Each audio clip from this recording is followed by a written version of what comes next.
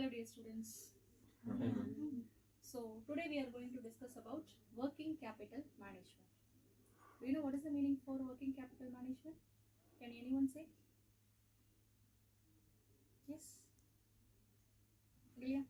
Working capital to run day-to-day operations. Okay. So it is a capital where basically to run the day-to-day operations of the business. For that capital, we used to say that as working capital management.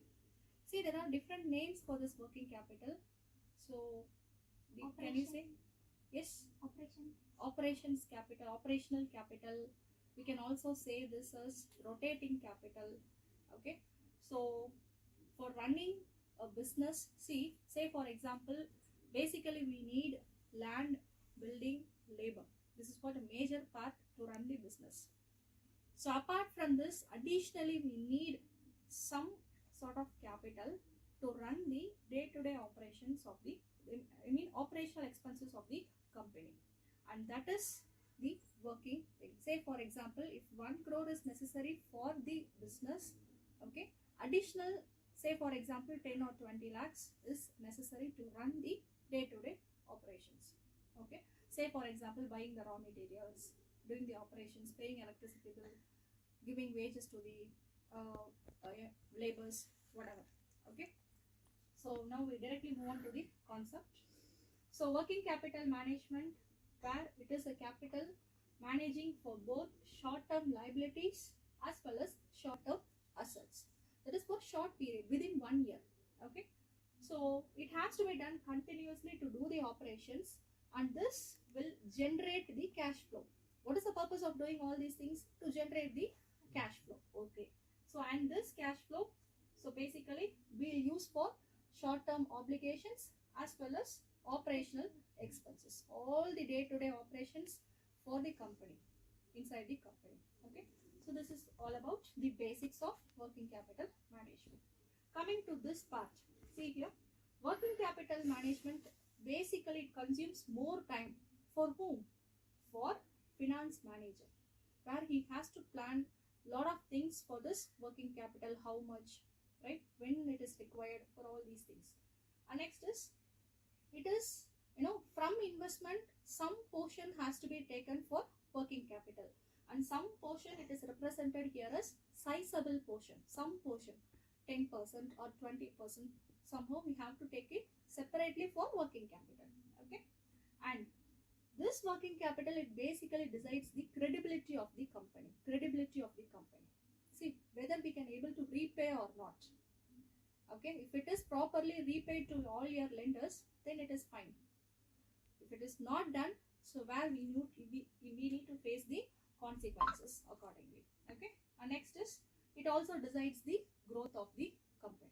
Okay, coming to this part, this is the classification of working capital. So classification in the sense based on value and based on time. Okay, so based on value, we can classify into two types. One is gross working capital, another one is net working capital. Gross and net based on value. Okay, so gross is entire your current assets is your gross working capital. All the components comes under current assets. We say that as gross working capital, where in this particular type, cash will be easily converted into cash within 1 year. Coming to net working capital, difference between CA and CL, current assets and current liabilities. If CA is greater, current assets is greater, then it is positive. If CL is greater, then it is represented as negative, which means if CA, if you are having positive, working capital, it denotes that you are having the capability or ability to repay your short-term liabilities.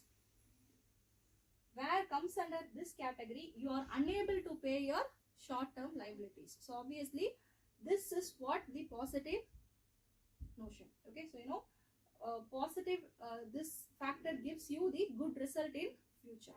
Okay, and coming to this side, based on time, one is permanent, another one is temporary working capital. Okay, so permanent, at least minimum investment you should have, whereby that should have the current assets, where you can able to manage all the minimum level of activities, that is the operational activities. Coming to this side, above the working capital, all the categories comes under permanent, and all the cash flows comes under here. It is what varying, it varies, that is what fluctuating, it is not remaining stable.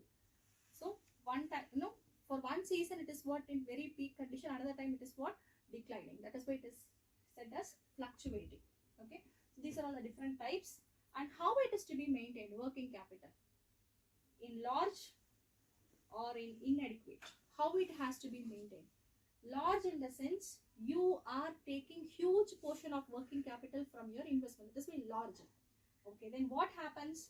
So when you will maintain large, idle funds means, see, so many funds that you are keeping, you are not utilizing the funds, that is why it is represented as idle funds.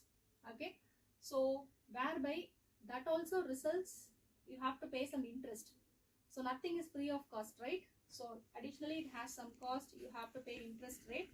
So if you are taking large working capital, so these things that you need to face.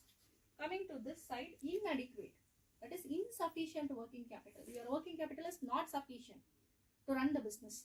Then what happens? Obviously you need to face the risk as well as the insolvency. Risk denotes obviously, that is you are just simply shutting down the company. Then how you have to maintain your working capital? Adequate, not large, not inadequate. You have to maintain in adequate form, that is the appropriate form, optimum form. Okay, where that too you can able to maintain balance both short term as well as long term, and that it results in proper survival of the company and then to the growth of the company too. So survival, it supports you in all the difficult times, and growth obviously that always denotes you the good times of your company. So these are all the basics of managing the working capital. Hope you all understand. Yes. Thank you. Thank you, ma'am.